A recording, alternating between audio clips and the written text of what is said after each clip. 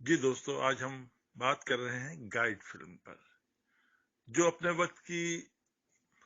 Romance, drama, musical film, لیکن اس کے ساتھ ساتھ یہ ایک فلسفیکل فلم تھی۔ میں نے ابتدائی دور میں تو وہی فلمیں پسند کی جو میرے والد کی پسند تھیں، لیکن میں سمجھتا ہوں کہ جب میرا وہ دور شروع ہوا جس میں میں نے اپنی پسند کو اہمیت دینا شروع کی یا سمجھ کر فلم دیکھنا شروع کی، یا پھر وہ جو میری سوچ ایک ڈیولپ ہو رہی تھی، میری اپنی پسند جو ڈیولپ ہو رہی تھی، اس کے معیار پر جو پوری اتری، اس میں اگر سر فہرست ہندوستانی فلم کا نام لیا جائے تو ہے گائیڈ۔ اس کے گانے آپ سب جانتے ہیں، ایس ٹی برمن صاحب نے میوزک دیا ہے۔ اس کا کہانی آپ جانتے ہیں کہ اس کی ایک موج مستی میں گم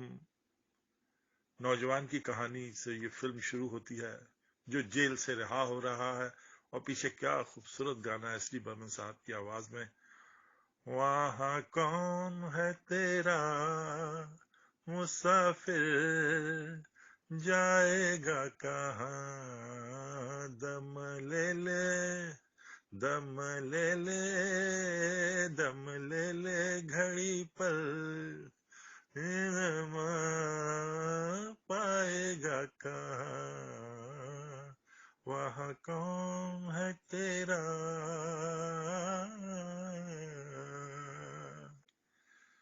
تو اصل میں وہ نوجوان، پھر کہانی پیچھے جاتی ہے اور ایک گاؤں، ایک شہر، قصبہ، جس میں وہ اپنی ماں کے ساتھ رہتا ہے، اور وہ علاقہ اصل میں کچھ تاریخی مقامات رکھتا ہے جہاں وہ گائیڈ کی ذمہ داریاں سر انجام دیتا ہے۔ اور یہیں ایک پرانی جگہوں کی تحقیق کرنے والے آرکیالوجسٹ اپنی وائف کے ساتھ وہاں پہ آتے ہیں، جن کے درمیان ان کی زندگی جو ہے کچھ عدم اطمینان کا شکار ہے۔ وہ اب آپ فلم دیکھیں گے تو آپ، یا دیکھی ہوئی تو آپ جانتے ہیں۔ اور یہیں اس خاتون کی اور فلم کے مرکزی ہیرو دیوانند کی، جو خاتون وحیدہ رحمان ہے، ان کے درمیان ایک رومانس کا سلسلہ شروع ہوتا ہے۔ اور یہاں میرا وہ پسندیدہ گانا ہے جہاں کمال ہے، رفیع صاحب کمال طریقے سے اس کو گاتے ہیں۔ تیرے میرے سپنے اب ایک رنگ ہیں، تو جہاں بھی لے جائیں راہیں، ہم سنگ ہیں، ہو تیرے میرے سپنے اب ایک رنگ ہیں۔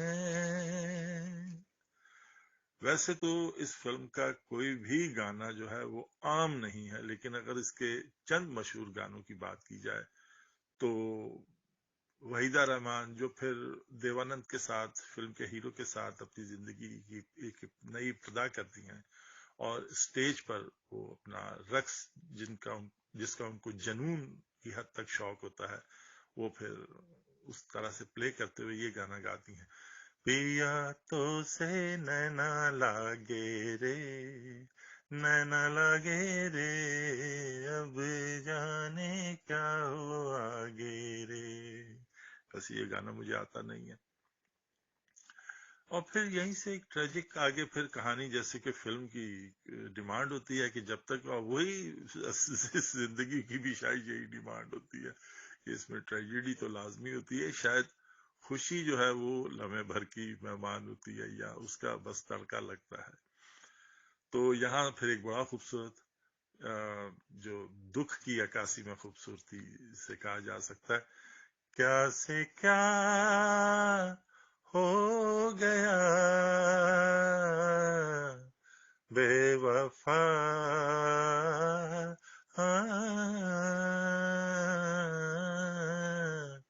تیرے پیار میں चाहा क्या क्या मिला बेवफा, हाँ, तेरे प्यार में। इसी तरह से कहानी आगे बढ़ती है। गाने तो बहुत से हैं,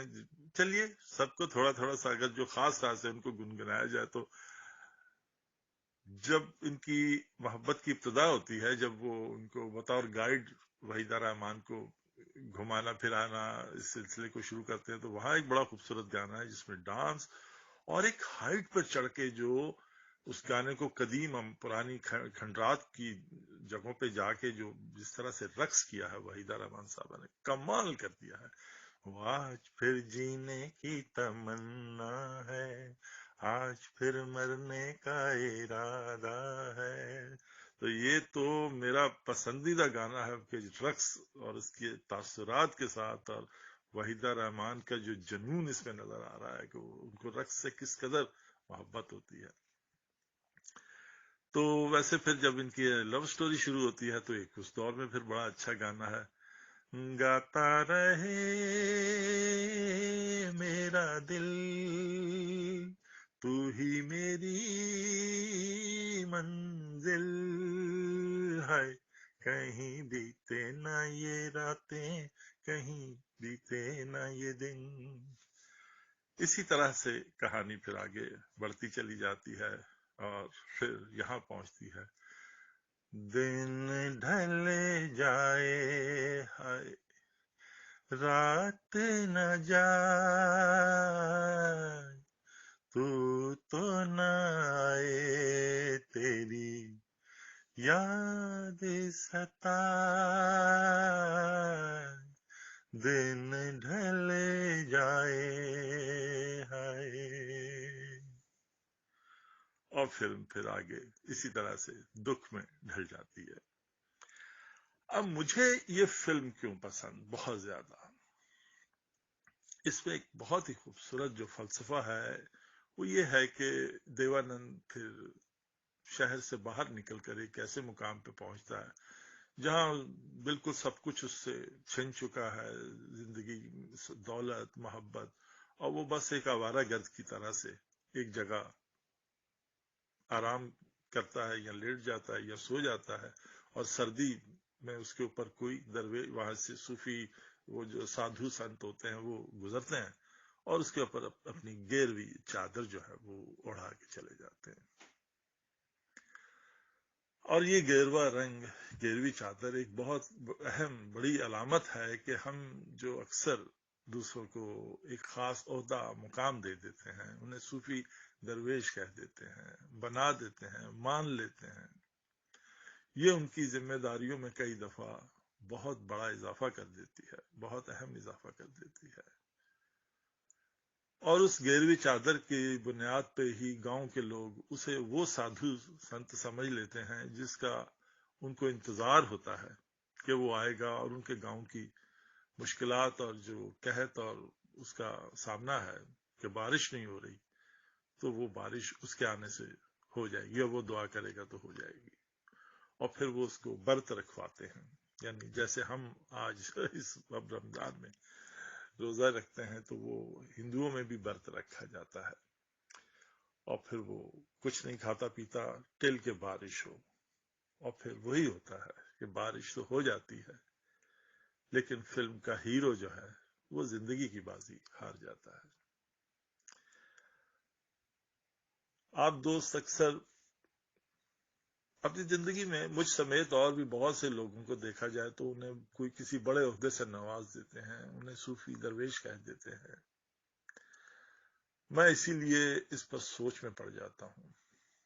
कि ये तो उस गेरवी चादर की तरह से होती है, ये ओहदे तो बिल्कुल उसी जिम्मेदारी की तरह से होते हैं जो कई बार आपको ना चाहने के बावजूद उड़ा दिए जाते हैं, और फिर हमारी जिम्मेदारियां बढ़ जाती हैं। ठीक है, हम पर लाजिम है कि हम इस दुनिया में अपनी जिम्मेदारियों के साथ एक नेकूकार अच्छे शख्स और اچھے کردار کے مالک بنے. لیکن کہیں نہ کہیں یہ ذمہ داریاں جب ہم پر نہ چاہنے کے باوجود زیادہ اہم سمجھ کر ڈال دی جاتی ہیں تو پھر ہمارے لیے مشکل ہو جاتی ہے.